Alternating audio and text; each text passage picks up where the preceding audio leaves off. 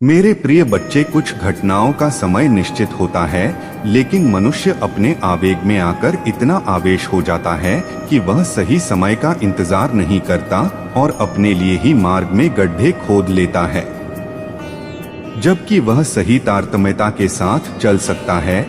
लेकिन वह इतना व्याकुल हो जाता है सारी चीजों को जल्द प्राप्त करने के लिए कि वह स्वयं ही परेशान हो जाता है। मेरे प्रिय बच्चे, अब काली घनी अंधेरी रातें छट रही हैं।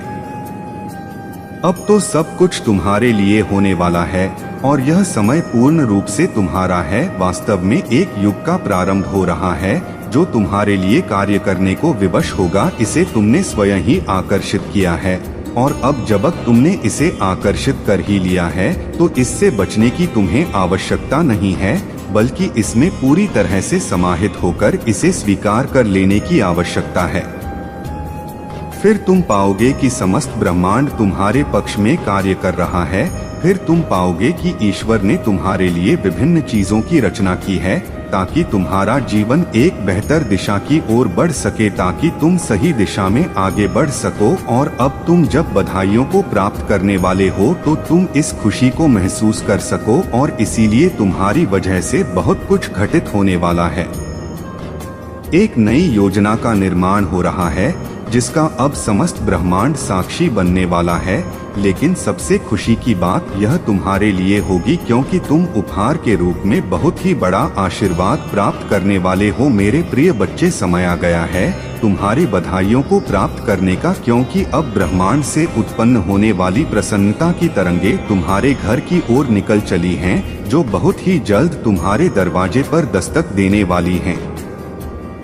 इसलिए अब तुम्हें अपने घर से नकारात्मकता से भरी हुई सभी प्रकार की ऊर्जा को बाहर निकाल फेंकना है। मैं तुम्हें इसका तरीका भी बताऊंगा मेरे प्रिय बच्चे, लेकिन उससे पहले तुम्हें कुछ बातों को समझना बहुत आवश्यक है और इस कारण से तुम्हारे लिए संदेश को पूर्णत अंत तक सुनते रहना अत्यंत आवश्यक है। इसलिए चाहे परिस्थिति कैसी भी हो, चाहे तुम किसी भी हालात में क्यों ना हो, तुम्हें इस संदेश को पूर्णत अंत तक सुनते रहना है। मेरे प्रिय बच्चे, इसे बीच में अनदेखा करने की भूल नहीं करनी है। जो व्यक्ति हमेशा दुख का, पीड़ा का, समस्याओं का ही रोना रोता रहता है, उस व्यक्ति के दरवाजे पर आया हुआ धन, सुख सब कुछ वापस लौट जाता है। मेरे प्रिय, कल्पना करो यदि तुम किसी के घर पर कोई तोहफा लेकर खुशी खुशी उसके द्वार पर खड़े हो और वह बेहद ही उदासी मायूसी के साथ तुम्हारा स्वागत करें तो तुम कैसा प्रतीत करोगे। यदि तुम अपने जीवन में कुछ पाना चाहते हो तो तुम्हें उसी प्रकार की आवृत्ति में आना होगा। दुख पाने वाला मनुष्य सदैव दुख की आवृत्ति में रहता है। इसी तरह से खुशियों को आकर्षित करने वाला मनुष्य खुशी की आवृत्ति में आ ही जाता है। तुम जिस तरह की भावना का निरंतर विचार करते हो उसी तरह की भावना से ग्रस्त हो जाते हो और उस तरह की भावना को आकर्षित करके उसे अपने जीवन का अभिन्न हिस्सा बना लेते हो। तो यदि तुम दुख को आकर्षित करते हो तो निश्चित तौर पर दुख ही तुम्हारे जीवन में आएगा। यदि तुम सदैव शिकायतें, मायूसी, उदासी, परेशानी की बातें करते हो तो भला तुम खुशियों का इंतजार कैसे कर सकते हो। यदि तुम्हें खुश होना है तो तुम्हें खुशी की भावना से पूर्णत आवृत हो जाना पड़ेगा और उसी तरह की आवृत्ति में अपने आप को झोंक देना होगा। प्रिय बच्चे, तुम्हें खुशियों को आमंत्रित करने के लिए खुश होना ही पड़ेगा क्योंकि खुशियां निरंतर तुम्हारे दरवाजे पर आ रही हैं। मेरे प्रिय, यदि तुम अपने जीवन में निराशा को त्यागने के लिए पूरी तरह से तैयार हो और खुशियों को आकर्षित करने के लिए पूरी तरह से तैयार हो तो तुम्हें अपने भीतर बदलाव करने ही होंगे और इस बदलाव को करने के लिए तुम्हें कुछ तकनीकी का भी प्रयोग करना होगा। सर्वप्रथम एक बात तुम बेहतर तरीके से जान लो मेरे प्रिय, इस जीवन में वही मनुष्य खुश होता है, वही मनुष्य आनंद में रह सकता है जो जीवन की चुनौतियों को खेल की तरह ले, जो जीवन की समस्याओं को चुनौतियों की तरह मानकर उनसे निपटने की तैयारी करें। वह नहीं जो दुख और उदासी में जीवन जिए, जो सदैव दुख और निराशा की बातें करते हैं। वह चाहकर भी प्रगति को प्राप्त नहीं कर सकते। ऐसी उनकी नियति हो जाती है कि दुख सदैव उनके आसपास ही घिरा रहता है। तो यदि तुम निराशा को त्याग कर पूरी तरह से खुशियों को आकर्षित करना चाहते हो तो तुम्हें इसकी पुष्टि जाहिर करनी होगी। मेरे प्रिय बच्चे, इसी क्षण तुम्हें संख्या 555 लिखकर यह पुष्ट करना होगा कि तुम खुशियों को पूर्णतः आकर्षित करना चाहते हो, कि तुम खुशियों के लिए ही बने हुए हो। तुम्हें यह दर्शा होगा।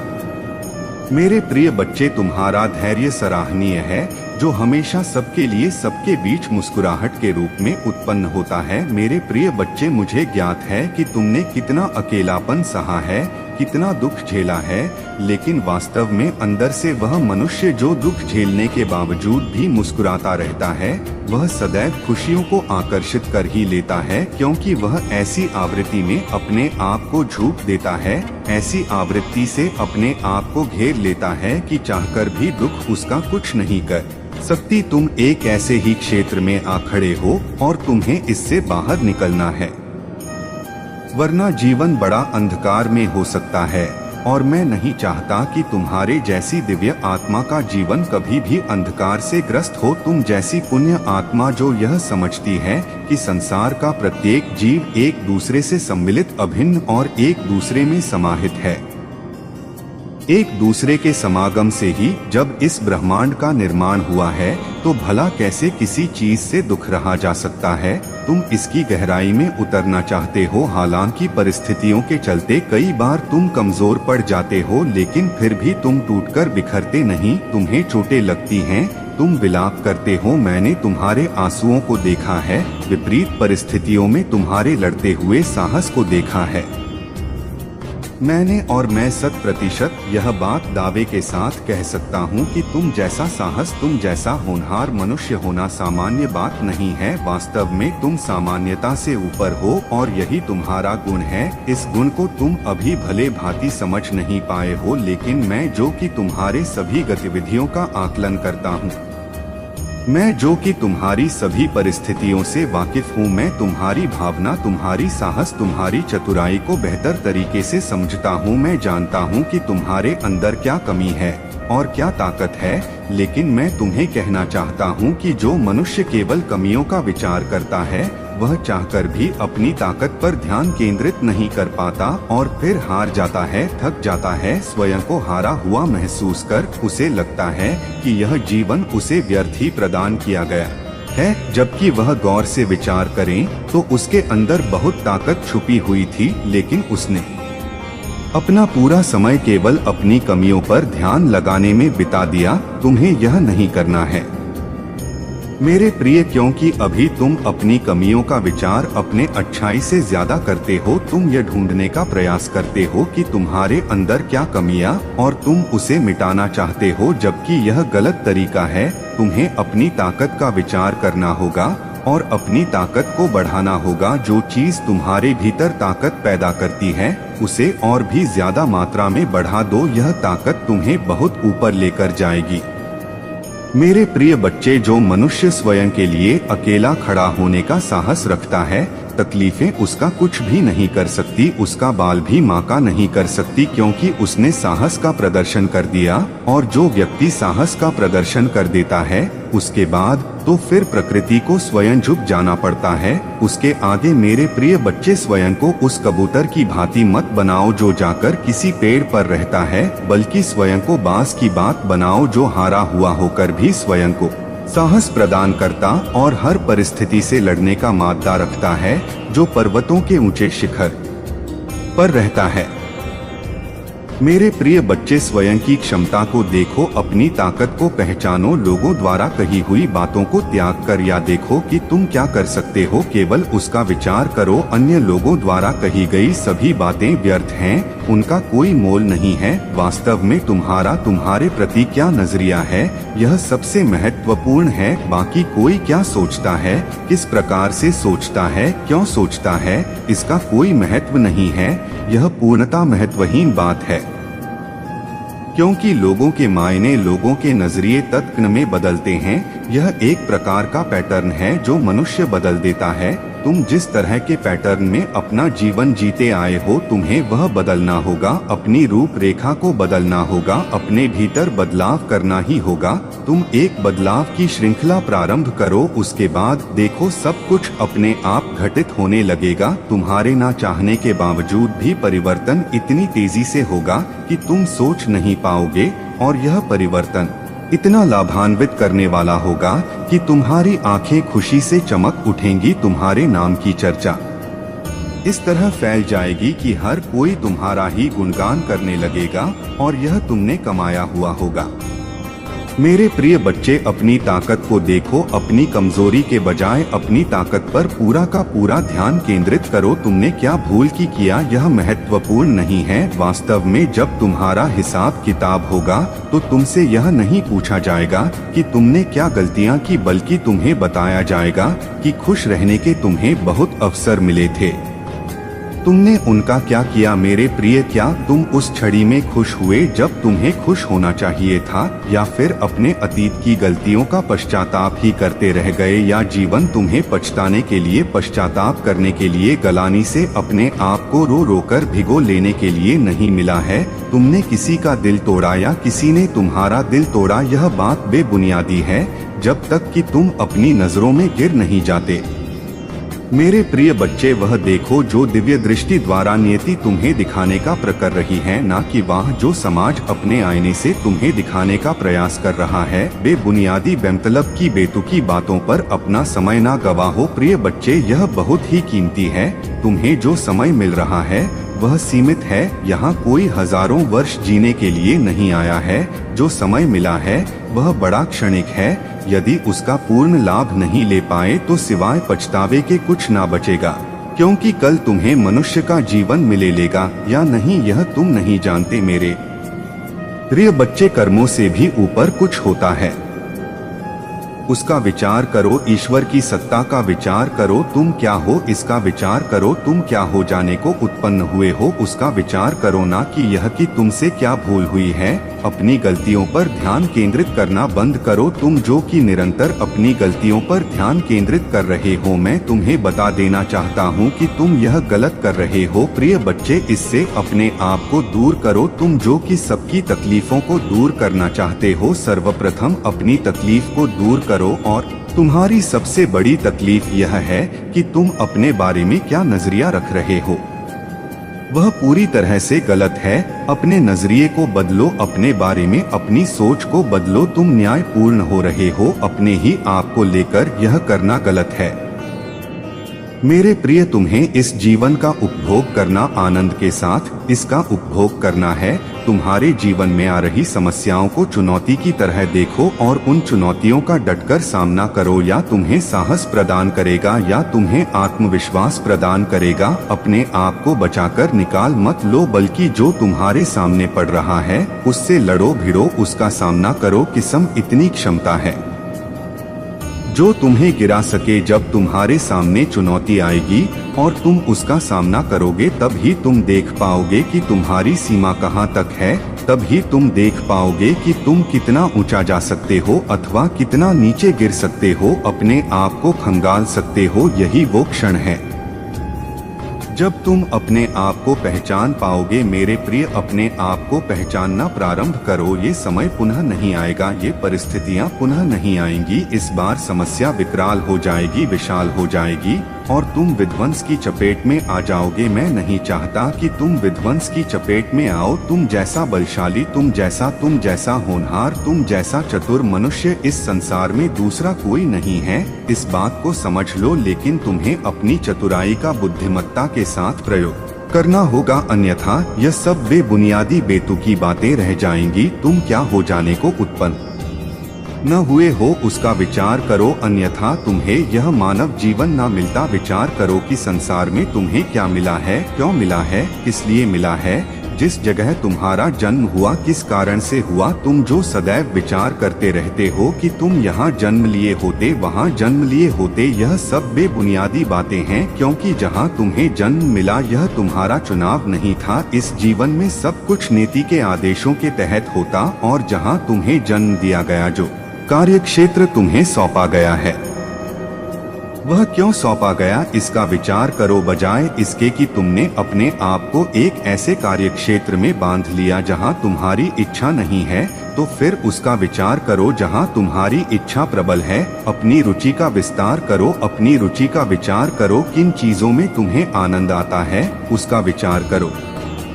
मेरे प्रिय बच्चे, यह जीवन पुनः नहीं मिलेगा। मैं फिर से इस बात को दोहरा रहा हूँ क्योंकि यह समय फिर नहीं आएगा। यह समय बहुत कीमती है, बहुत ही ज्यादा कीमती है। मैं कह रहा हूँ यही तुम्हारा समय है। इसी समय तुम्हें चुनाव करना है। इसी समय तुम्हें अपने हथियार को उठा लेना है।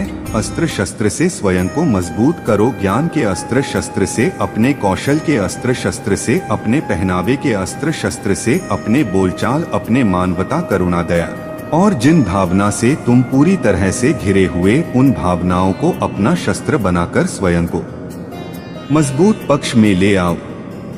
मेरे प्रिय बच्चे, तुम अपने आप को बेहतर करने का विचार करो। दिन प्रतिदिन अपने आप को बेहतर करते जाओ। वो लोग जो तुम्हें नीचा गिराना चाहते हैं, उन्हें सबक स्वयं मिलेगा। तुम्हें उनके लिए कोई प्रयास करने की आवश्यकता नहीं है।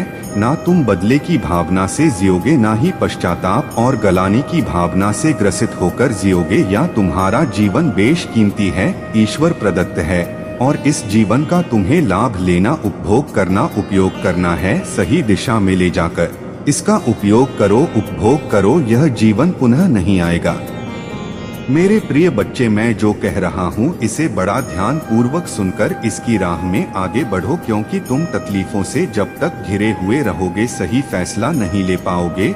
और मैं चाहता हूँ कि तुम सही फैसले लो। प्रिय बच्चे, अपने दुखों, अपने गमों को छुपाने की बात नहीं है। यहाँ बात है उनका सामना करने की, उनसे लड़ने की, उन्हें सही राह तक ले जाने के, ताकि तुम्हारा जीवन एक सही दिशा की ओर मुड़ सके। तुम जो कि इन सब चीजों से निपटना जानते हो, तुम में साहस है। मैं जानता हूँ कि तुम कर सकते हो, उसके बावजूद तुम अपने आप को कमजोर समझते हो।